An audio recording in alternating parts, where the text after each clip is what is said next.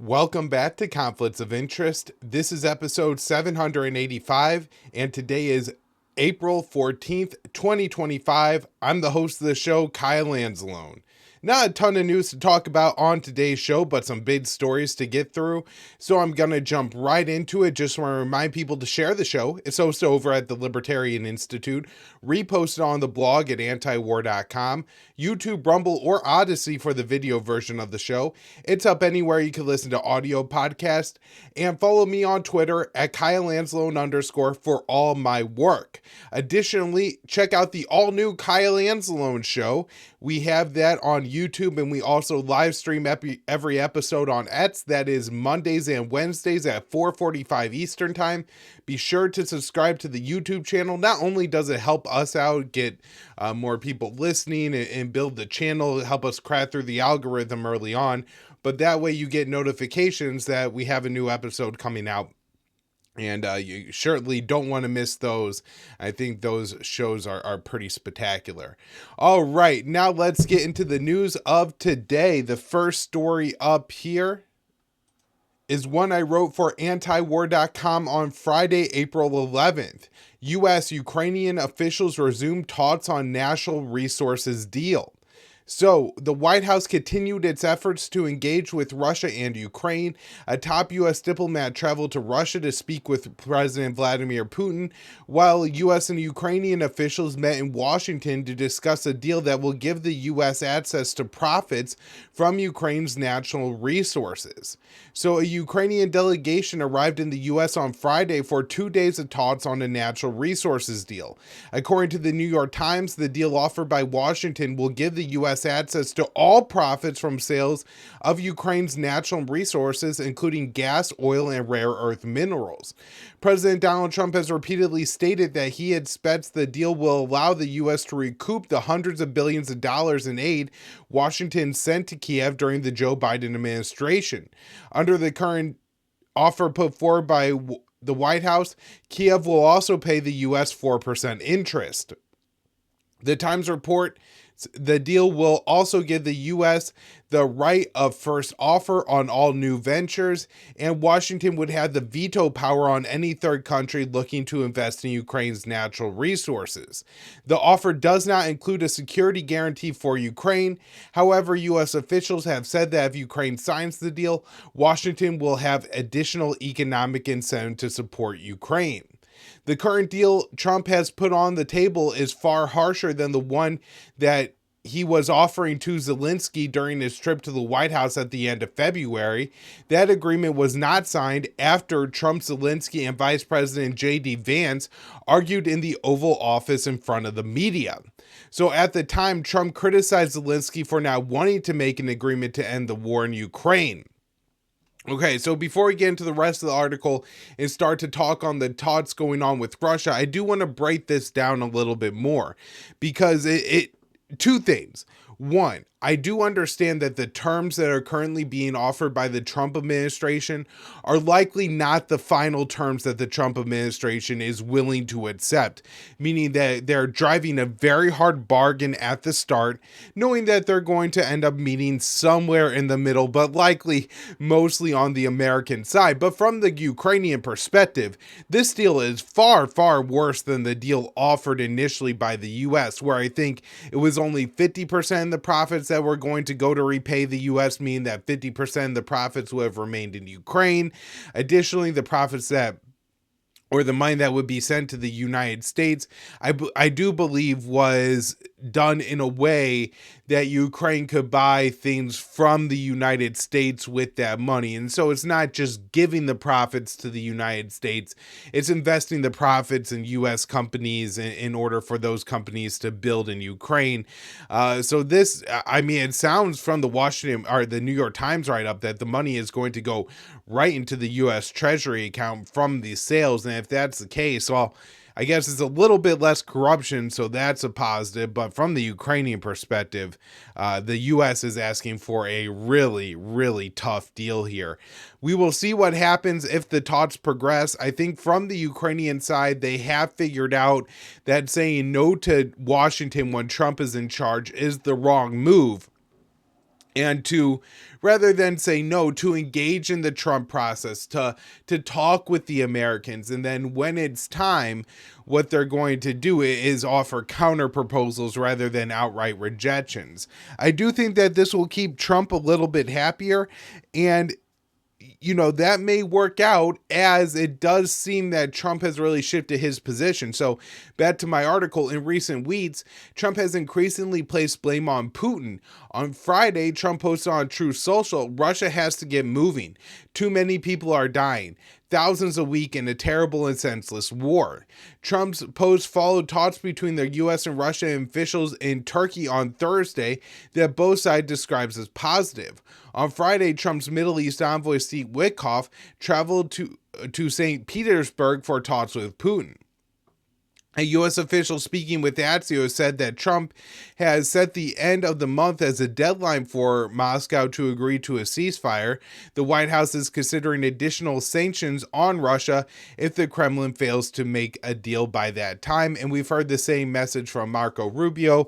So I do think that statement is a reflection of actual policy and not just Trump making threats in order to try to get a deal. Now, a little bit of an update here on talks. Ukraine and Russia continue to trade accusations of truce violations.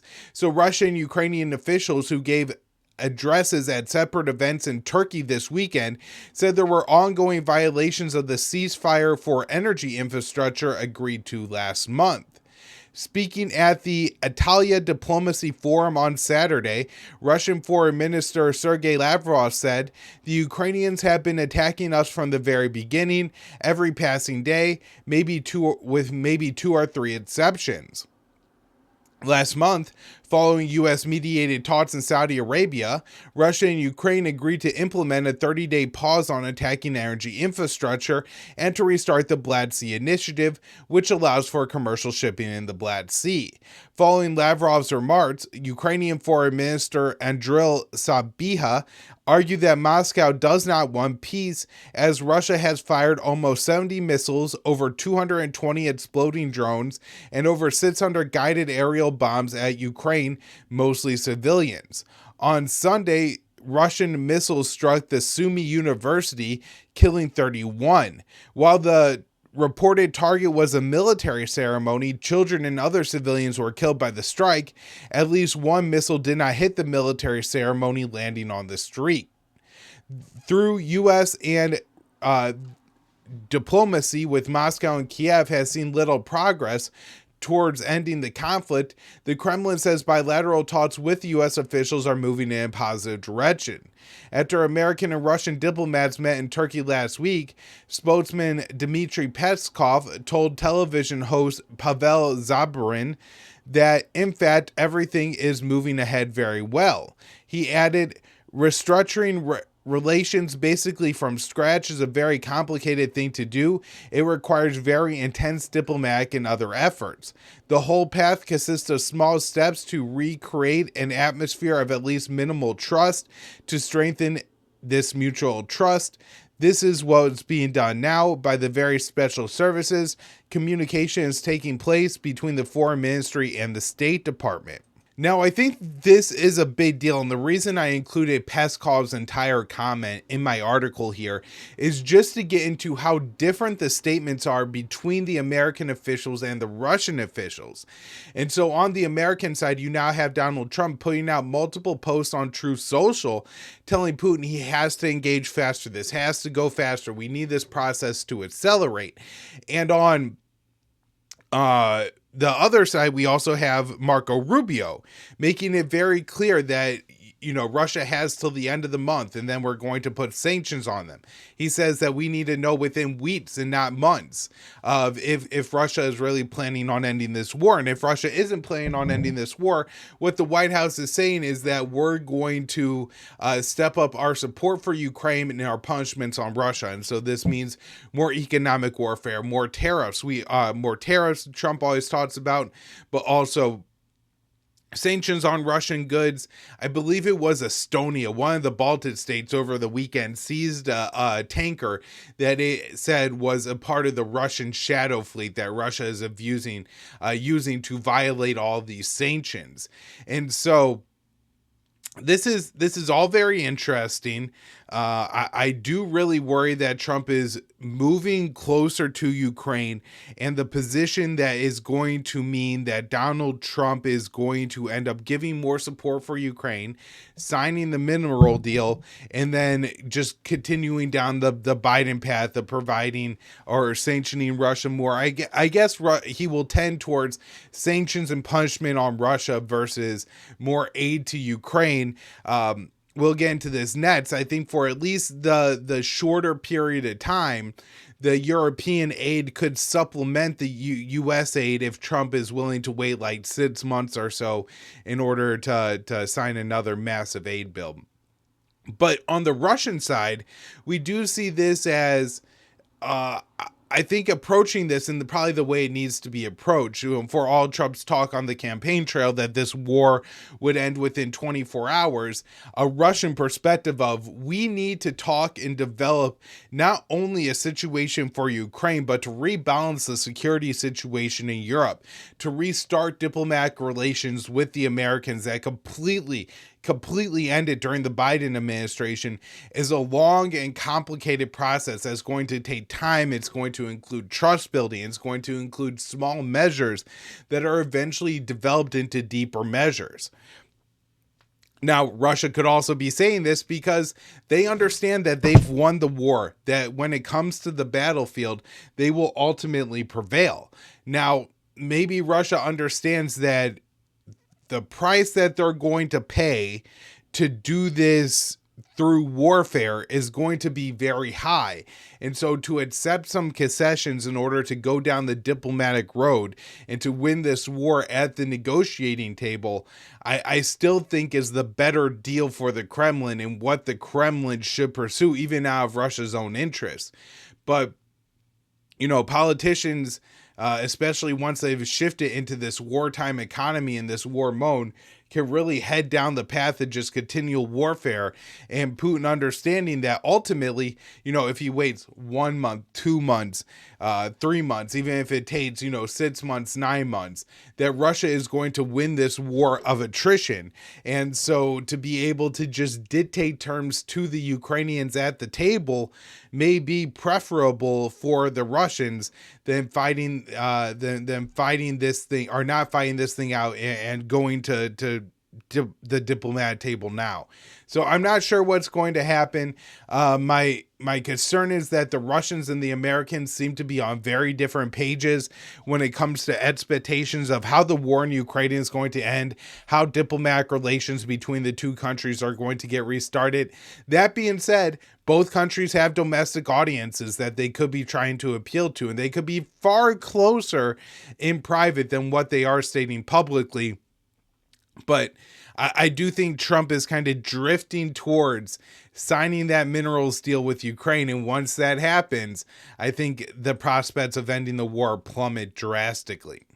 All right, next up here, this one I wrote for antiwar.com on April 11th. Europe pledges $23 billion in military support for Ukraine. So the Ukraine Defense Contact Group pledged to send 21 billion euros or $23.7 billion in future military aid for Kiev. Under the Biden administration, Washington led the UDCG and was the largest contributor to the Western proxy war in Ukraine. So following a meeting of the USCG on Friday, the bloc announced new military aid for Kiev. The majority of the aid was pledged by Berlin and London. Germany agreed to send 11 billion euros of military aid to Ukraine over the next 4 years, while the UK plans to send 4.5 billion pounds this year. The UDCG was formed by the US to facilitate Western support for the proxy war in Ukraine. After Trump returned to the White House, the U.S. stepped back as leader of the group. London and Berlin now co-head the organization. Secretary of Defense Pete Hegseth attended Friday's summit remotely. Discussing Berlin's pledge, Defense Minister Boris Pistorius argued, "Given Russia's ongoing aggression against Ukraine, we must concede that peace in Ukraine appears to be out of reach in the immediate future. We'll ensure that Ukraine continues to benefit from our joint military support. And I find that comment interesting, as when you look at the situation in Washington, the top priority of the Americans is to outright end the war, not to send more aid to Ukraine. And so it's clear here that the U.S. is on very different pages than it is with its main ally, its closest ally, the NATO alliance. So U.S. and Russian officials met in Turkey on Thursday, with both sides describing the talks as positive. UK Defense Secretary John Healey accused Putin of misleading the U.S. about Russia's interest in ending the war. Putin says he wanted peace, but his forces continue to fire on Ukraine. Now, as we have mentioned time and time again on this show, that whenever you're talking about a ceasefire, a truce, or a deal to end a war, this tends to increase the fighting on the ground. If you're going to sign a deal that aims the current borders as the line of control, or a ceasefire that, has its village, on one side or the other during the ceasefire, well, if you sign a permanent deal to end the war and the line of control becomes the new border, then whatever territory you capture as talks are ongoing is territory that you get to keep forever. But even if it's just a limited ceasefire, the reason it increases fighting is because during the ceasefire period, you have time to rearm, you have time to reman, you have time to build new defense fortifications. And so let's say you take over a village that, if the fighting just kept going on, it would have been unsustainable. The other side would have ran back over. You didn't have the arms, the defenses in the region to defend the position that you had just taken. But now there's going to be a ceasefire. So you take the position, and then you have ample time to get new resources, new men, new guns, build new fortifications, even with heavy machinery, to defend the village that you've just taken. So I'm not surprised that the talks have led to an increase in fighting. So the Ukrainian defense minister, who also attended Friday's summit, explained that Europe was now taking the lead in security assistance, for which we are thankful to the UK and Europe. He noted that Washington has continued to send Kiev military aid. So Pistorius said Berlin's pledge to send billions in weapons to Kiev over the next 4 years is because Russia needs to understand that Ukraine is going to be able to go on fighting, and we will support it. According to the Ukrainian Defense Ministry, the German pledge includes 4 Iris-T air defense systems with 300 guided missiles, 300 reconnaissance drones, 120 man-pads, those are shoulder-fired anti-aircraft rockets, 25 Marauder infantry fighting vehicles, 15 Leopard 1A5 main battle tanks. Those are the older generation of the Leopard battle tanks, 14 artillery systems, 100 ground surveillance radars, 30 Patriot guided missiles, and 100,000 rounds of ammunition. Berlin's pledge notably does not include Patriot launcher systems, just the interceptors. Ukrainian President Zelensky has recently made several appeals to his allies for more air defense systems. Pistorius said Germany was unable to send the Patriot system to Ukraine, as Berlin is waiting for deliveries of the platform for its own defenses. Pistorius said, "Air defense is a problem all over the world. We are doing as much as we can as fast as we can." So most of Berlin's military aid will come as radars and air defenses. Healy's explained in our calculations, most of Britain's military aid will come in as radars and air defenses. Healy, the defense minister, explained, in our calculations, 70 to 80% battlefield casualties are now being caused and inflicted by drones, which is just an insane number. And I thought was an interesting note on the state of the current warfare in Ukraine. All right, so we will keep an eye on how things progress between the U.S., Ukraine, and Russia this week, but now we need to shift our focus over to Gaza, where we have this article from Dave DeCamp, April 13th, antiwar.com, an absolute horror. Israel bombs Christian-run hospital in Gaza City on Palm Sunday. So early Sunday morning, the Israeli military bombed the Al-Ali Arab Baptist Hospital in Gaza City, putting the medical facility out of service. According to Middle East Eye, Gaza Civil Defense said the bombing caused the destruction of the surgery building and the oxygen generation station for the intensive care units. The strike damaged other buildings, including the adjoining St. Philip's Church. The civil defense said the strike hit the hospital minutes after the Israeli military ordered the hospital to be evacuated. Eyewitnesses told Middle East Eye they only had 18 minutes to leave the hospital. And of course, anybody who's ever tried to leave the hospital knows. And look, even if it is an evacuation situation, you have babies, you have people with massive burns, amputations, broken bones, elderly. These people are not easy to be moved. And so you can't give them 18 minutes to evacuate a hospital.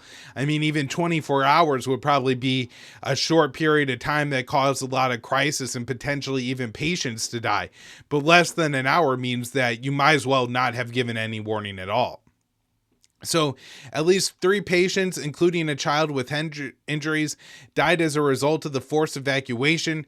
The Israeli military took credit for the attack and claimed it targeted a Hamas command and control center, but offered no evidence. The attack on the hospital, which was founded in 1882, comes amid severe shortages of medical supplies due to the total Israeli blockade on all goods entering Gaza, which was imposed on March 2nd. Hospitals have been overwhelmed since Israel fully restarted its genocidal war in Gaza on March 18th. The Baptist Hospital is managed by the Episcopal Diocese of Jerusalem, which strongly condemned the attack and noted that it occurred on Palm Sunday, the start of the Christian Holy Week that ends on Easter Sunday. So the Diocese of Jerusalem said the strike marked the 5th time the hospital was attacked, as is the Israeli military has systematically targeted and decimated medical infrastructure in Gaza. The Diocese of Jerusalem is appalled at the bombing of the hospital now for the 5th time since the beginning of the war in October of 2023, and this time on the morning of Palm Sunday. The Orthodox Parachute of Jerusalem also released a statement condemning the Israeli attack. This hospital, already strained by months of siege, stood as one of the last beacons of medical hope in Gaza, where dozens of healthcare institutions have systematically been destroyed. The stripping away of structures of life and dignity is a tragedy that transcends all boundaries of politics and enters the realm of the sacred. In the UK, the Archbishop of York, Stephen Cantrell, condemned the attack. For the only Christian hospital in Gaza to be attacked on Palm Sunday is especially appalling. I share the grief of our Palestinian brothers and sisters in the Diocese of Jerusalem.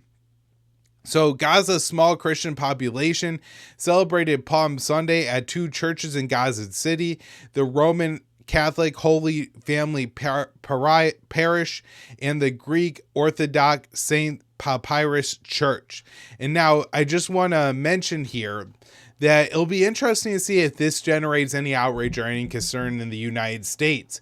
It's well known that in the United States, it's not necessarily the Jew or the Jewish people, people who go to the synagogue, right, that are so in favor of the U.S. providing unlimited support to Israel.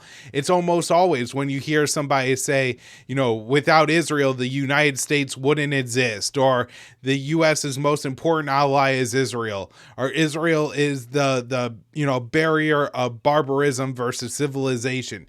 This is almost always stated by Christian Zionists. Now, many of these Christian Zionists do have their own religious reasons for this.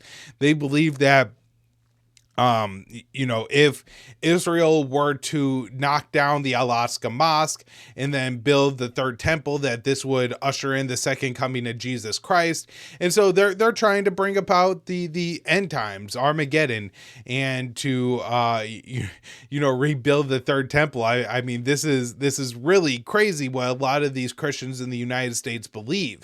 But they always say that, Israel is almost even more important of a country than the United States is. And they say this because of their Christian faith. Well, now that you have the Israelis bombing a Christian hospital on an important Christian holiday. We'll see if, Pete Hegseth or any of the other very devout people in the Trump administration have anything to say about this whatsoever. My guess is no. All right, so now a little bit of good news. U.S. and Iran to hold more negotiations after a constructive first round of talks. So this one from Dave DeCamp, April 13th, antiwar.com. The U.S. and Iran are set to hold another round of negotiations on Saturday, April 19th, after indirect talks held over the weekend appeared to go well. Following the negotiations in Oman, both the U.S. and Iran described the engagement as constructive.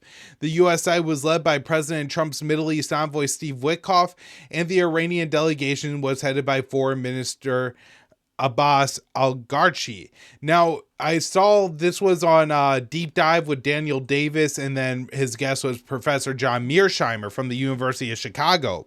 And what Mearsheimer explains is, well, you now have Witkoff leading negotiations to end the war in Gaza, to resolve the situation there, for a new nuclear deal with Iran, and he seems to have a major, if not leading role, when it comes to talks with the Russians as well. And so I think it's fair to wonder and speculate if Witkoff could really manage so many of these portfolios at one time, especially when at this point it doesn't seem that any of them are really moving forward in a anywhere near rapid pace.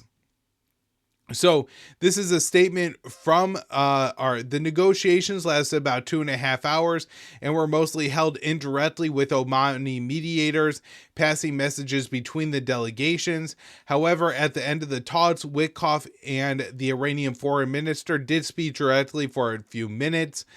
So according to the White House, the discussions were very positive and constructive. The U.S. deeply thanks the Sultanate of Oman for their support in this initiative.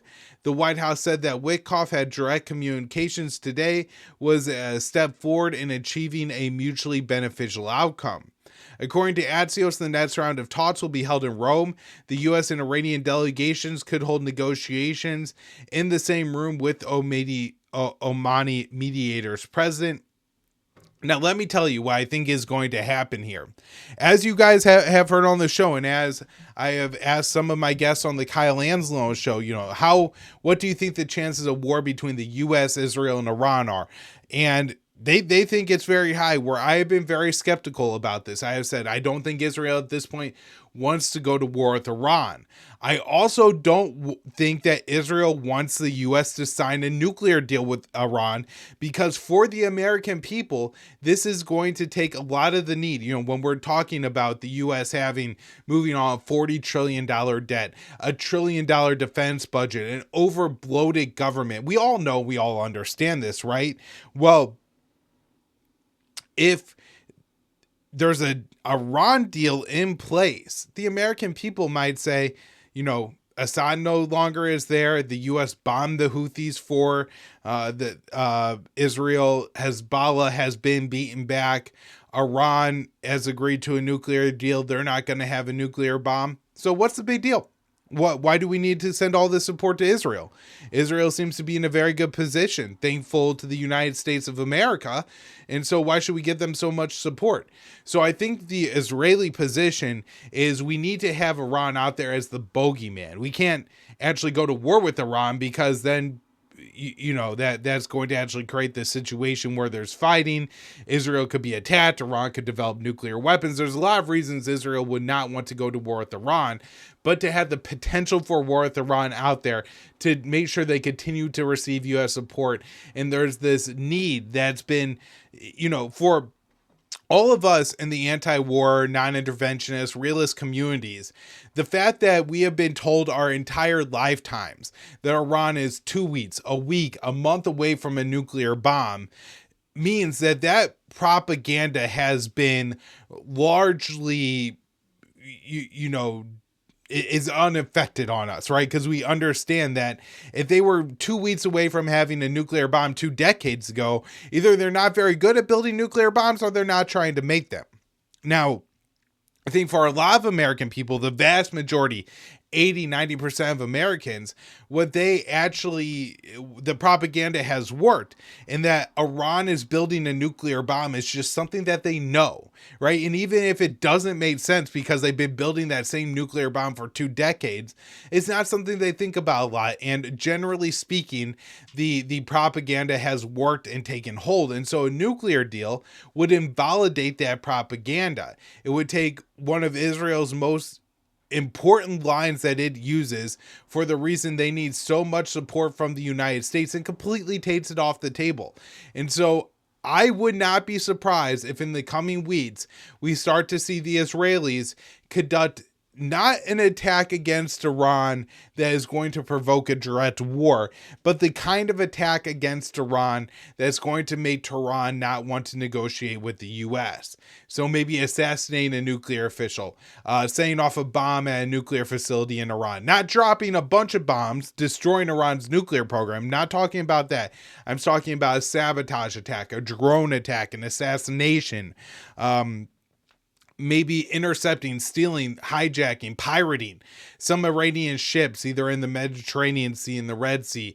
These, I think, are things that we should look for if the U.S. and Iranian talks move forward, because this is exactly what happened during the Biden administration. So the Iranian foreign minister said in a post on X that the talks were constructive and promising and conducted in an atmosphere of mutual respect. He added that both sides decided to continue the process in a matter of days. The fact that there appears to be progress signals the United States is focusing on seeking a commitment from Iran not to weaponize its nuclear program, a pledge that Tehran has said that it's willing to reaffirm. Now remember, there's a 2015 nuclear deal, and the reason I don't think a deal is going to get done between the U.S. and Iran is because the best the U.S. could hope for is the reinstitution of the Obama-era nuclear deal, the JCPOA. But Trump left that in 2018. And so if Iran returns to the deal, the U.S. isn't going to get something as good as the JCPOA. And in which case, I think what we're going to have is an attack on Trump saying, like, how can the ultimate deal maker end up making a worse deal? All right, so wrapping up here with this story on Yemen, Houthis say they shot down 4th U.S. MQ-9 Reaper drone within 2 weeks. Now, I have a lot of questions about how Yemen is doing this. I'm really curious as to what kind of air defense system they're using to shoot down all these Reapers. I think there's probably 2 options. One is that they have a much more advanced air defense system than people are publicly aware of, that may have even had outside help from Russia or Iran. The other option is maybe the U.S. is operating these MQ-9 Reaper drones irresponsibly too low or something like that, and the Yemeni are able to shoot it down fairly easy for that reason. But I do find it very compelling and very interesting that so many U.S. Reaper drones have been down over the past couple of weeks. All right, everybody, that's the show for today.